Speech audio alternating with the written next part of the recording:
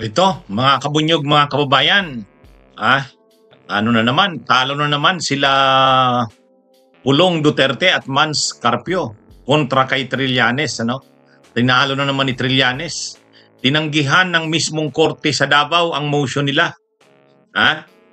Talagang salamat naman at mayroon pang korte or mayroon pang judge sa Davao City na independent pa mag-isip, ano?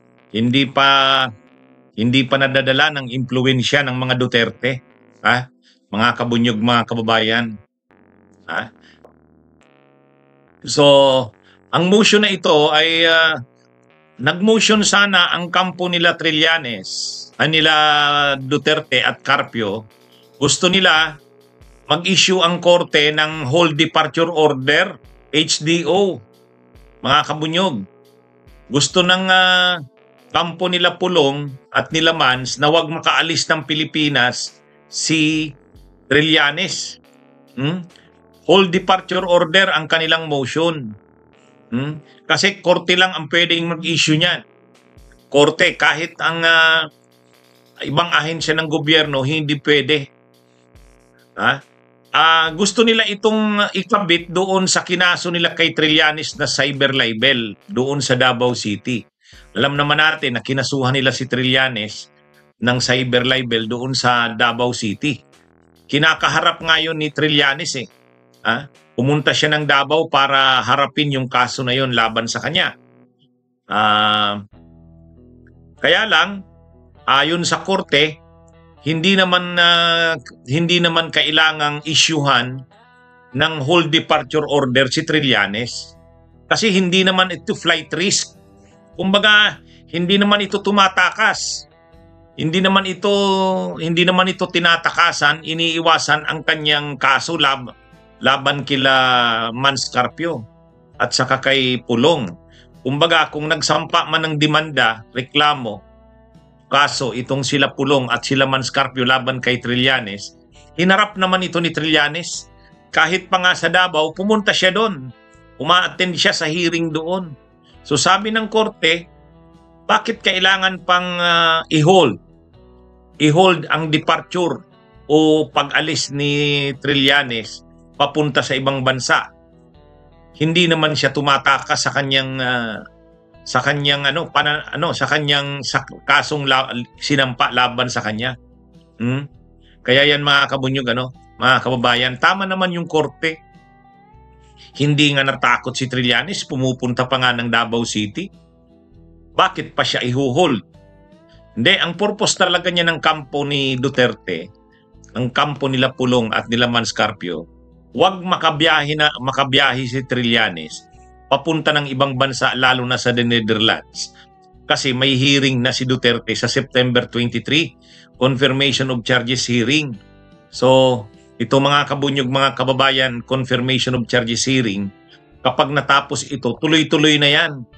Pag natapos na yung confirmation of charges hearing, ang kasunod niyan, sunod-sunod na yan na trial.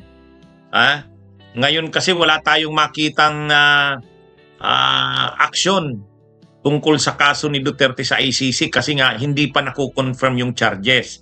Pero pag na-confirm yung charges sa September 23 nitong 2025, pagkatapos niyan, sunod-sunod na yan. Kailangan dyan ang tulong ni Trillanes. Kasi sila Las Cañas, sila Matubato, tinutulungan niya ni Trillanes. Kahit yung ibang mga biktima, tinulungan niya nila Trillanes na magsampa ng kaso laban kay Duterte sa ICC. Kaya, lalo na ngayon na pagsimulan na nung trial, si Trillanes ay tutulong dyan sa mga biktima na yan. Ngayon, mga kabunyog, ang gustong mangyari nitong kampo nila Duterte, i-hold si Trillanes na wag makalabas para hindi makatulong sa kaso laban kay Duterte. Pero yun nga, hindi sinang-ayunan ng korte ng Davao, hindi sinang-ayunan ng RTC, ng judge.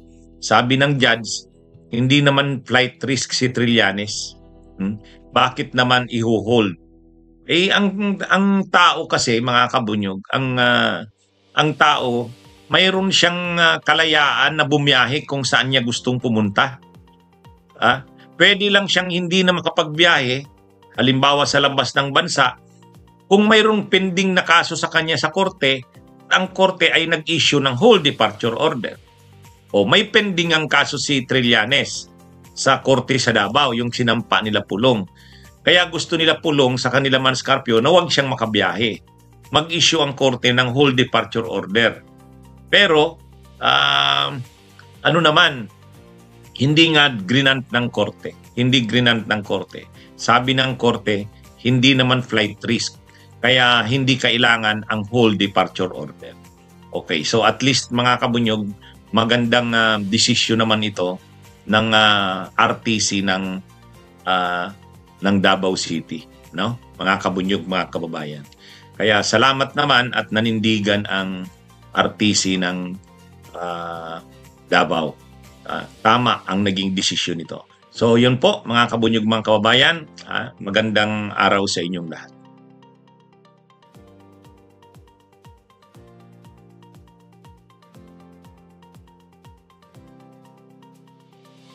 Bunyog, bunyog, halikan na kasama ka. Bunyog, kapag buklod ay may pag-asa.